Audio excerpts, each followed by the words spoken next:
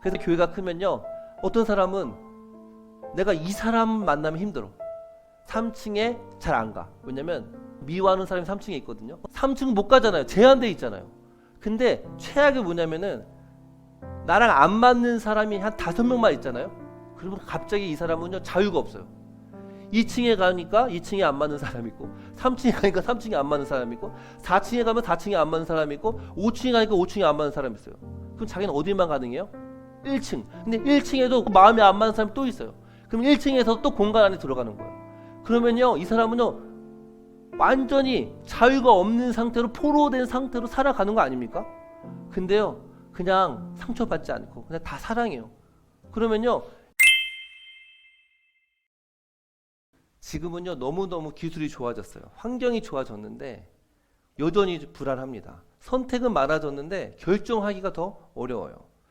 사람들은 자기가 다 자유하다고 생각하지만 정말 자유할까요? 오늘 예수님은 우리에게 묻습니다. 야, 네가 정말 자유하냐? 그리고 그 참된 자유를 얻을 수 있는 비결을 알려주겠다라고 말씀합니다. 오늘 말씀 보면 자기를 믿은 유대인들에게 이렇게 말합니다. 너희가 내 말에 거하면 참으로 내 제자가 되고 진리를 알지니 진리가 너를 자유케 하리라. 자유케 한다고 하니까요, 그들이 뭐라고 하냐면 유대인들이 발끈합니다. 33절 보면 그들이 대답하되 우리가 아브라함의 자손이라 남의 종이 된 적이 없거늘 어찌하여 우리가 자유롭게 되느냐. 나는 종이 된 적이 없다. 자유할 필요가 없다. 난 이미 지금 자유하다라는 거예요. 예수님의 답변이 뭡니까? 34절 보면 예수께서 대답하시되 진실로 너에게 이르노니, 한번 따라합시다. 죄를 범하는 자마다 죄의 종이라. 그들의 생각은 저는 자유한데요 라고 생각했어요. 예수님의 대답은 아니야. 죄를 범하는 모든 사람은 종이래요. 무슨 종? 죄의 종이라는 것입니다. 그래서요, 하나님을 알지 못하고 예수님을 알지 못하는 모든 사람들은 죄의 종으로 살아가고 있습니다. 자궁에서 태어난 모든 존재, 무조건 사람의 자녀는요, 죄 가운데 태어납니다. 그리고 이 죄성이요, 시간이 지나면 지날수록 발현이 돼요. 아이는요, 아무리 이뻐도요, 시간이 지나면요, 죄성이 발화하게 돼 있어요. 죄는요, 힘입니다. 힘. 이 죄성이 여러분을 잡아당기는 거예요. 여러분, 정말 자유하다고 생각합니까? 제가 왜 모든 사람이 다 죄의 종인지 한번 증명해 볼게요. 우리나라의 알코올 중독자가 150만 명입니다. 전 세계 우리나라의 국민이 10% 이상이 살면서 한 번 정도는 알코올 중독을 경험한다고 합니다. 더 심각한 건 담배죠. 국민건강보험 자료에 의하면 우리나라 흡연자가 1,100만 명이거든요. 흡연자 중 90% 이상이 니코틴 중독 상태라고 합니다. 그냥 순수하게 매년 담배로 사망하는 사람이 7만 명이라고 하고요. 전문가들은 담배를 니코틴 중독을 일으키는 마약으로 규정하고 있습니다. 게임 인터넷 중독이 또 심각하죠. 특별히 청소년 인터넷 게임 중독률이 13%라고 하죠. 성인의 2배입니다.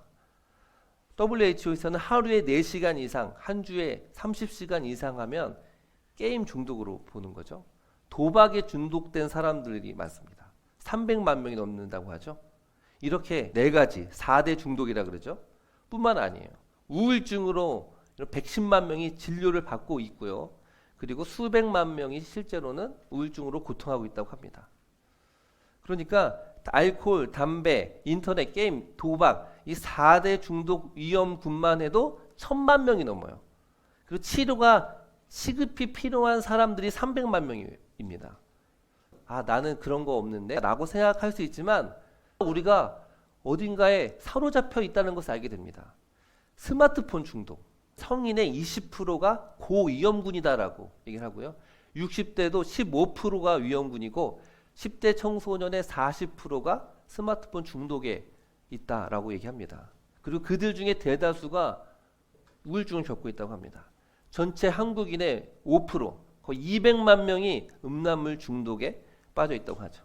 카페인 중독이 있습니다. 우리나라 성인 4천만 명 중에서 커피를 매일 마시는 사람이 60%예요. 하루에 한두 잔이야 괜찮죠, 그렇죠? 근데 안 마시면 금단 현상이 일어나는 사람들, 이런 사람들이 10% 정도 된다고 합니다. 그러니까 400만 명은 뭐죠? 커피의 종이 된 거죠. 저는 커피도 안 마시는데요. 운동에 중독된 사람들이 있습니다. 골프, 탁구, 볼링, 축구 등 우리나라의 3%, 150만 명이 운동 중독에 있다고 하죠. 꾸준히 운동하는 사람의 10%가 운동 중독이라고 합니다. 제가 가장 성령 충만하지 않고 육체가 충만하면요, 전 운동 중독에 많이 빠집니다. 탁구에 빠져 있을 때가 참 많이 있었습니다. 탁구를 안 치면, 탁구를 쳐서 땀을 안 흘리면 잠을 못 자요. 탁구장 가기 전에 한 100m 앞에 막 심장이 막 뛰기 시작합니다. 이 소리가 막 엄청 막 달콤하게 느껴지고 하나님의 막 음성같이 느껴져요. 탁구 치고 나서 막 지잖아요. 그러면 열받아요. 잠이 안 와요. 그리고 몇 시간 동안 막 분석을 하기 시작해요. 제가 그때 보면 탁구장 일기 쓴 게 한 350페이지가 이렇게 있어요. 밥을 먹잖아요. 밥을 먹다가도 뭔가 잡혀 있으면 자기도 모르게 이렇게 스윙이 돼요. 이렇게 걷잖아요. 이 걸으면 이 팔꿈치의 원리를 자기도 모르게 이렇게 약간 심각한 상태예요. 이제 이렇게 되면 어느 날은 한 성도님이 저한테 탁구 중독에 빠졌을 때, 목사님 뭔가 팔에 기형이 있는 줄 알았다는 거예요. 혼자 있을 때 막 이러고 그러니까 누가 저한테 그 말을 하더라고요. 지금 무슨 상태예요? 중독에 빠져 있는 상태입니다. 그뿐만이 아니에요. 술, 담배, 음식 얼마나 많은 줄 아십니까? 나는 그런 거 없는데요. 일에 빠져 있는 사람도 있어요. 워커홀릭이 많습니다. 우리나라 근로자 700만 명 중에 일 중독자가 거의 10%, 200만 명이라고 하는 거예요. 업무 시간 이외에도 막 일만 생각해. 일만. 제가 이 말씀을 준비하면서 기도를 안 하면 그 상태가 됩니다. 너무 계속 사역만 생각해요. 사역만. 가능하면 월요일 날 연락 안 해주시면 감사할 것 같아요. 아내한테도 가능한 월요일 날은 좀 쉬자. 사역 생각을 안 했으면 좋겠다 생각을 많이 해요. 왜냐하면 생각이 멈추질 않아요. 계속 이거 어떡하지? 저거 어떡하지? 예. 또 야식 중독에 걸린 사람들이 있습니다. 야식 중독. 10시 이후에 야식을 먹지 않으면, 이 포만감이 있지 않으면 잠들지 않은 상태. 우리나라의 한 1% 정도가 야식 증후군에 빠져 있다는 거죠. 저는 야식 증후군이라는 말을 언제 들었냐면요, 그 전 교회에서 한 자매를 만났거든요. 근데 그 자매가 이렇게 얘기하더라고요. 저는 야식 증후군이 있어서 병원에 다니고 있다는 거예요. 야식 증후군이 뭐냐? 그러니까 저녁 식사에 잠들기까지 뭔가 배부르지 않으면 잠이 안 온다는 거예요. 언제부터 그러냐고 하니까 자기가 서울에서 알바를 하다가 자기도 모르게 마약을 했대요. 이제 마약을 먹게 되었는데, 그래서 감옥까지 갔다 왔대요. 몇 개월 동안. 그러면 그것을 끊어야 되잖아요. 그래서 끊는 게 어려워요.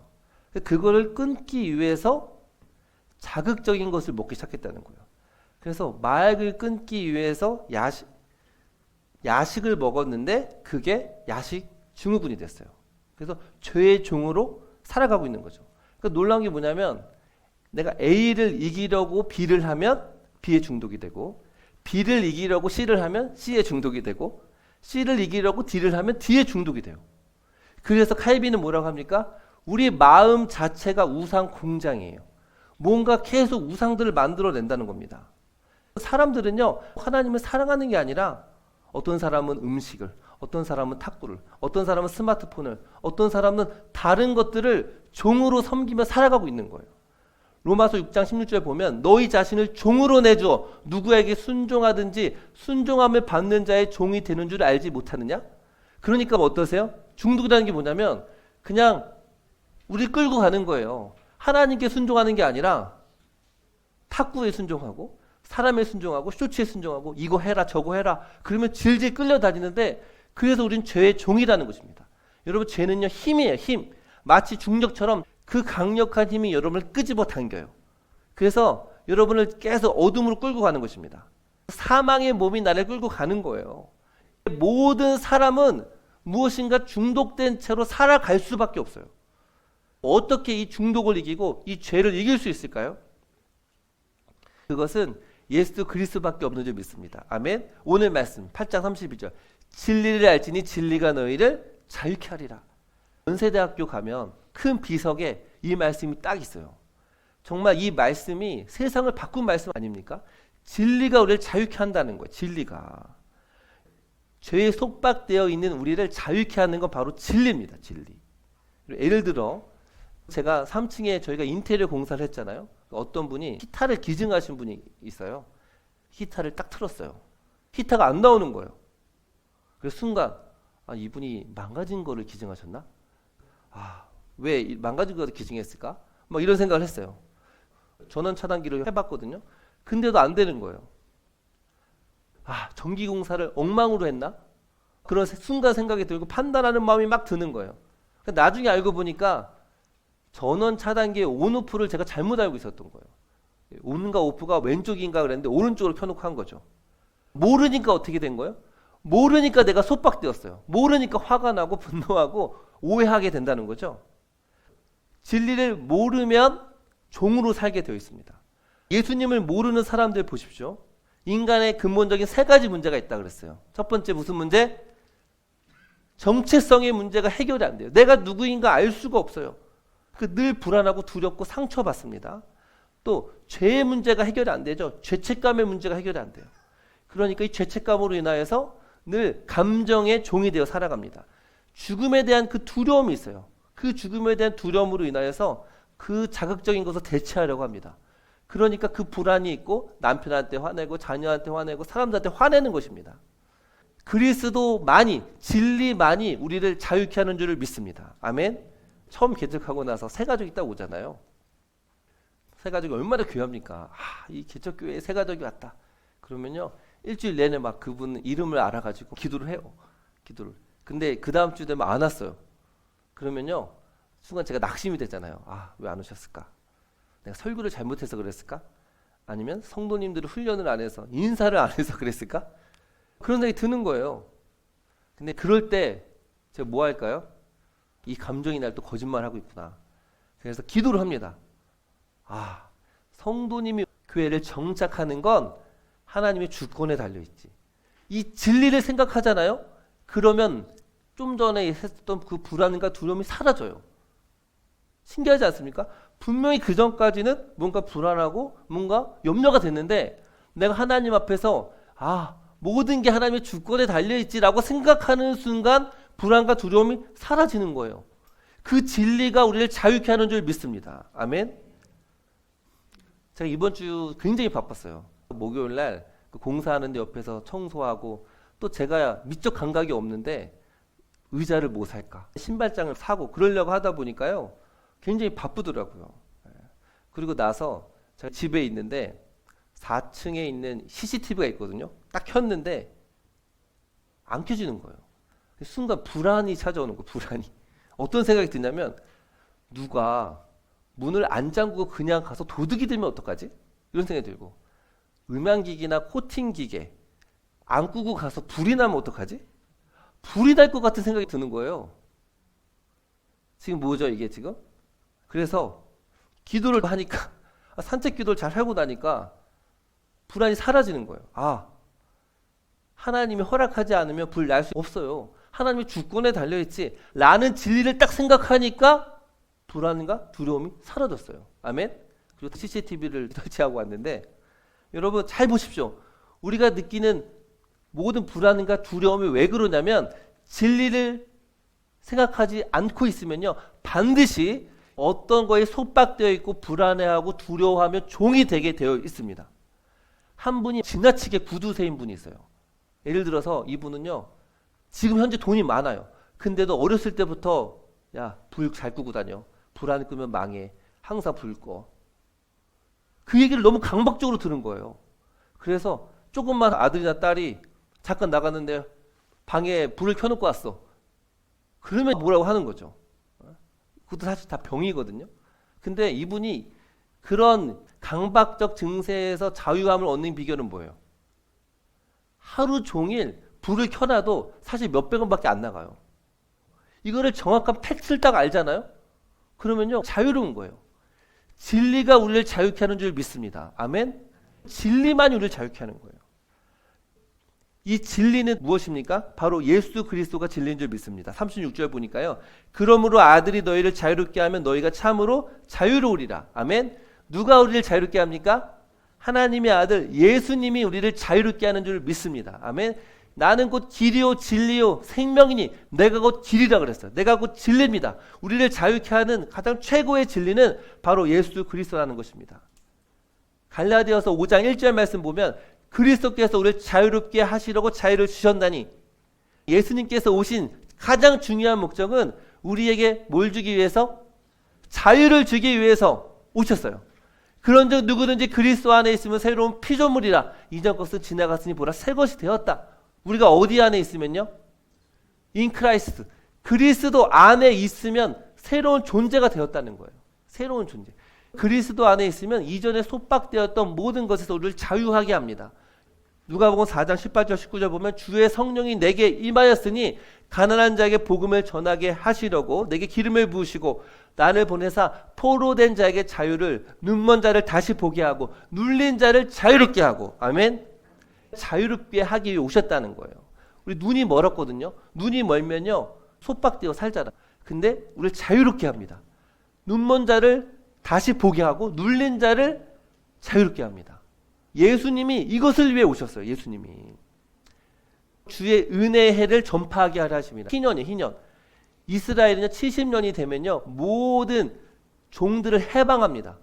예수님이요 그 자유의 해를 선포하게 오셨어요. 그래서 예수님을 믿는 순간 모든 죄의 속박, 중독의 속박에서 해방될 줄을 믿습니다. 아멘. 일단 이걸 믿어야 돼요.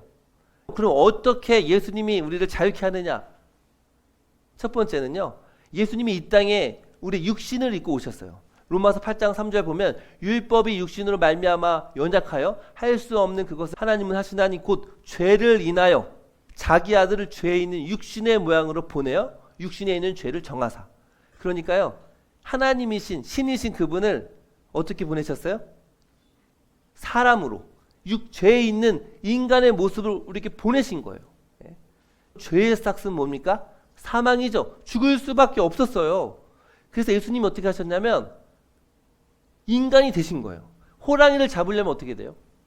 호랑이 굴에 들어가야 되잖아요. 사람을 구원하려고 하니까 사람이 되신 거예요. 여러분 구덩이에 누가 빠졌어요. 좋은 방법은 같이 구덩이에 들어가서 그 사람을 구해내는 거 아닙니까? 인간이 죄의 문제, 죄의 속박에 빠져 있는 우리를 구원하기 위해서 하나님이 인간이 되셔서 이 땅에 내려오신 줄 믿습니다. 아멘. 그리고 십자가가 우리를 자유케 합니다. 갈라디아서 3장 10절 보면 그리스도께서 우리를 위하여 저주를 받은 바 되사 율법의 저주에서 우리를 속량했다라고 표현합니다. 속량이 뭡니까? 고대사회 종이나 노예가 있잖아요. 내가 돈을 주고 이 사람을 자유롭게 풀어주는 거예요. 예수님이 이 땅에 오신 것은 바로 속량, 죄를 사해주기 위해 오신 줄 믿습니다. 마태복음 20장 28절 보면 내가 온 것은 섬김을 받으려 함이 아니라 섬기려 하고 자기 목숨을 많은 사람의 대속물로 주려 함이라. 우리를 죄의 종으로 구원하는 데는요 목숨값이 필요한데 누구 목숨값? 예수님 자기 자신의 목숨값을 주셔서 우리를 자유케 하신 줄 믿습니다. 예배소 1장 7절 보면 우리는 그리스도 안에서 은혜의 풍성함을 따라 그의 피로, 예수님의 피로 우리를 자유케 하셨다는 것입니다. 그러니까요 예수님의 십자가를 믿는 모든 사람은 죄와 사망의 법에서 자유하게 된 줄을 믿습니다. 아멘. 이걸 일단 믿어야 돼요. 이 진리를 믿어야지만 모든 속박에서 헤어나올 수 있는 것입니다. 예를 들어서 우리 딸들이 이제 집에 못 오고 전화를 해보니까 아빠 왜 가게에 갇혀 있어요. 왜 갇혀 있냐? 가게에서 음식을 먹었는데 돈이 없어요. 주인이 이렇게 얘기합니다. 아빠 와서 계산할 때까지 너 여기 있어. 그거 속박되어 있는 거예요. 그래서 제가 가가지고 어떡하죠? 계산을 해요. 그러면 이제 그때 아이들이 나올 수 있는 거 아닙니까? 예수님이 그렇게 하신 거예요. 그래서 십자가의 죽으심으로 우리의 모든 죄의 문제를 해결하셨습니다. 또 예수님은 어떤 분이십니까? 부활하셨어요. 죽은 지 3일 만에 부활하셨어요. 이거는 팩트입니다.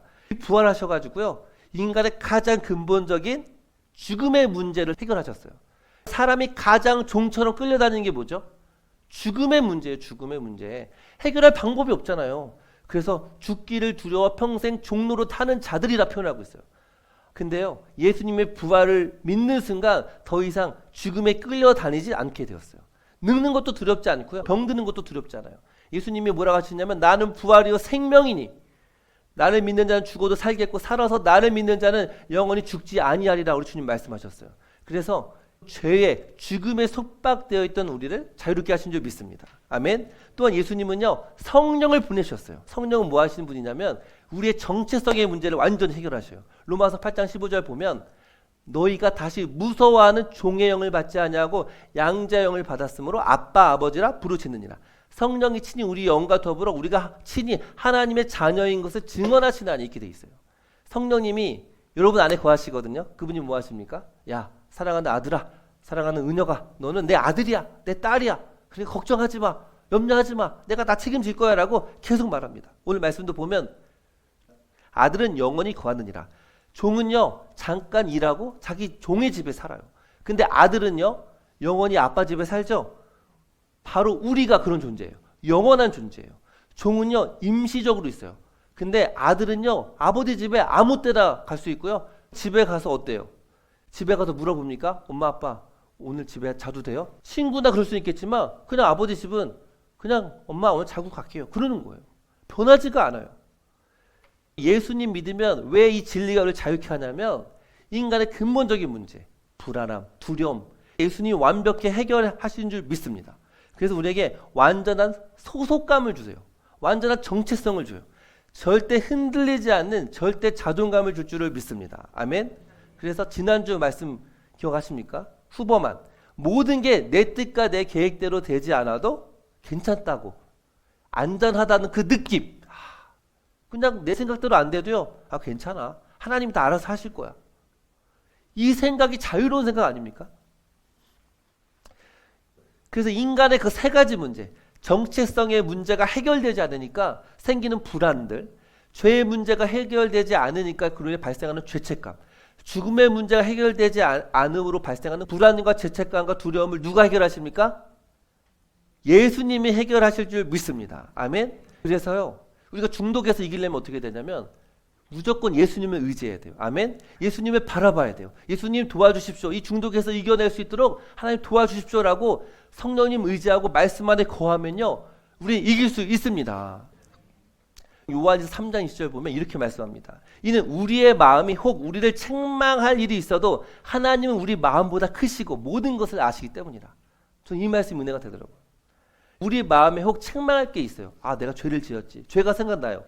그러면 하나님 우리 싫어하실까요? 미워하실까요? 그렇지 않아요. 하나님이 여전히 나를 사랑하셔요. 우리 마음보다 크시고 모든 것을 아신대요. 이 진리가요. 우리를 자유케 합니다. 아 하나님이 나를 언제나 사랑하시지. 내가 죄를 짓고 넘어져도 사랑하시지. 그러니까 이 마음을 가지고 다른 사람도 용서할 수 있어요. 남편도 용서하고 아내도 용서하고 다른 이웃도 용서할 수 있게 되는 줄 믿습니다. 그리고 엄청난 약속이 무엇입니까? 이 진리가 우리를 자유케 하는데요. 이 사랑이 영원히 변하지가 않아요. 이 약속과 이 보증이 영원합니다. 로마서 8장에 보면 바울이 이렇게 얘기하잖아요. 내가 확신하노니 사망이나 생명, 천사들, 권세자들, 현재 장래의 능력이나 높음이나 깊음이나 다른 어떤 피조물이라도 우리를 우리 주 그리스도 예수 안에서 하나님의 사랑을 끊을 수 없느니라. 아멘. 하나님의 사랑에서 끊을 수가 없다는 거예요. 끊을 수 있는 게 아니고요. 우리가 뭘 하든 어떤 것을 하든 하나님의 사랑은 강철과 같아서 영원히 끊을 수 없다. 아멘. 이게 자유를 주지 않습니까? 자유를 주는 거예요. 율법주의는 뭐예요? 내가 열심히 해야 돼. 열심히 안 하면 지옥 가. 근데 속박되어 살아가는데 아 나는 아들이야. 난 자녀야. 내가 좀 넘어지고 죄를 짓더라도 하나님은 여전히 나를 사랑하셔. 이게 우리를 자유케 하는 것입니다. 저는 하박국 3장 17절 18절 말씀을 많이 묵상하거든요. 다 아시죠? 찬양도 있잖아요. 비록 무화과 나무가 무성하지 못하며 포도나무에 열매가 없으며 감람나무에 소출이 없으며 밭에 먹을 것이 없으며 우리의 양이 없으며 외양간에 송아지 없어도 나는 여호와로 말미암아 즐거워하며 구원의 하나님으로 즐거워하리라. 어떤 상태입니까? 완전한 경제적 파산의 상태예요. 의지할 게 하나도 없어요. 그런데 단 한 가지 사실, 하나님 한 분 때문에 기뻐하고 즐거워할 수 있게 됐다는 거예요. 아멘.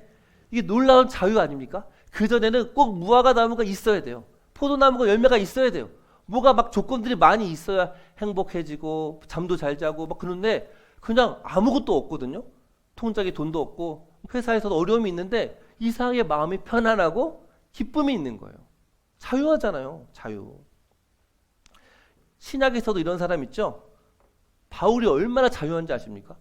빌립보서 4장 12절 13절 보면 내가 비천에 처할 줄도 알고 풍부에 처할 줄도 알아. 뭐든지 배부름과 배고픔과 풍부와 궁핍에도 처할 줄 아는 일체의 비결을 배웠노라. 내가 능력 주신 자 안에서 모든 것을 할 수 있느니라. 아멘. 완전한 자유인 줄 믿습니다. 자유예요, 자유. 내가 배부를 때든 배고플 때든 항상 예수님 때문에 감사할 수 있고 행복할 수 있게 되는 것입니다. 그래서 예수님 믿으면요, 사람이 어떻게 되냐면 금요일 말씀처럼 무던한 사람이 돼요. 무던한 사람이 돼요. 까칠하지가 않게 돼요. 징크스가 사라지게 돼요. 돈에서 자유하게 되고요, 환경에서 자유하게 되고, 사람들의 시선에서 자유하게 되고, 내가 꼭 성과를 내야 돼, 업적을 내야 돼, 이런 생각에서 자유하게 되는 것입니다. 저는요, 정말 예수님을 믿고 자유한 사람이 되었어요.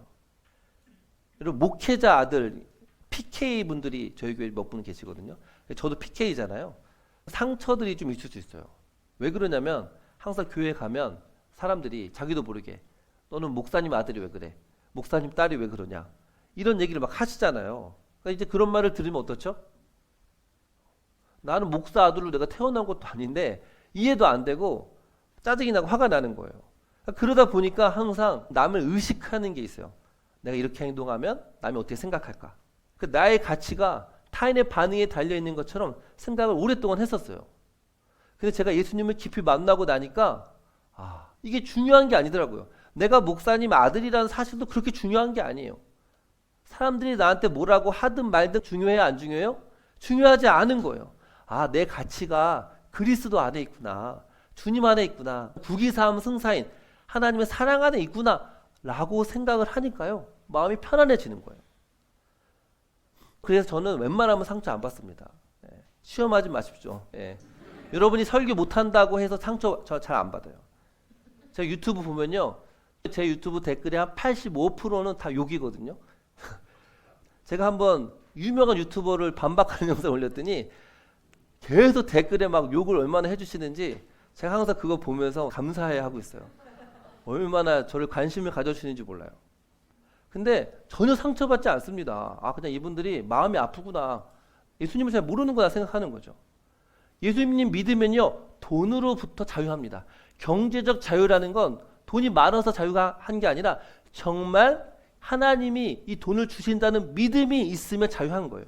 그전에는 헌금을 낼 때마다 막 손이 떨리고 그랬는데 지금은요, 하나님이 모든 부와 재물의 주인이시구나 라는 생각을 하니까 헌금도 드릴 수 있고 남에게 베풀 수도 있게 되는 거 아닙니까?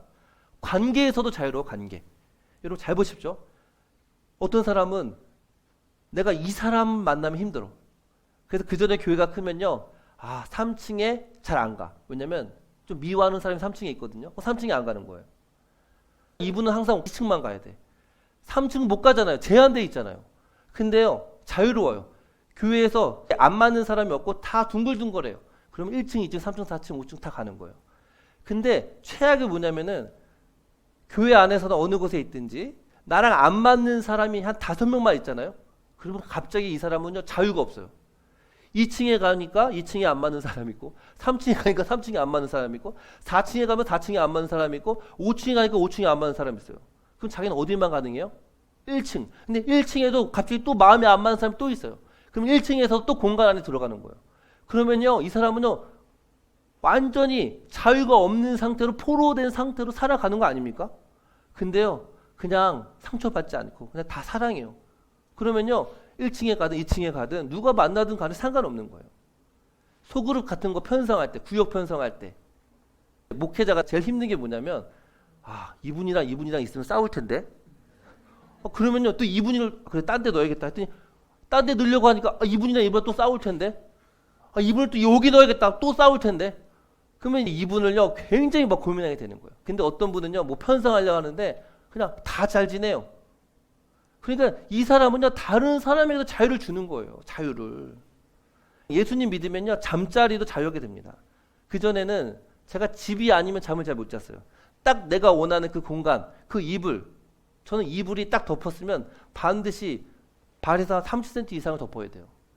근데 예수님을 딱 믿고 묵상하다 보니까 제가 말씀의 루틴 안에서 잠을 자니까 그게 그렇게 중요한 게 아니에요. 그냥 어느 곳에 있든지 잠을 자게 됩니다.